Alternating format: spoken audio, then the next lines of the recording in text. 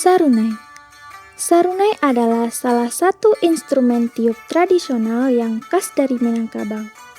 Sarunai menghasilkan bunyi bersumber dari reed atau lidah getar, yang terbuat dari bilah bambu yang sudah dipipikan atau diraut hingga tipis.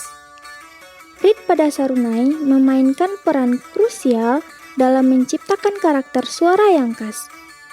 Ketika udara ditiupkan, reed akan bergetar menciptakan suara yang agak tajam dan nyaring. Sarunai sering dimainkan dalam bentuk ensemble yang digabungkan dengan talempong pacik. Ensemble ini sering digunakan dalam acara-acara adat seperti pesta pernikahan, menyambut tamu, arak-arakan, dan upacara lainnya. Instrumen yang mempunyai volume keras ini membawakan suasana ceria dan mempengaruhi pendengarnya menjadi semangat dan riang gembira.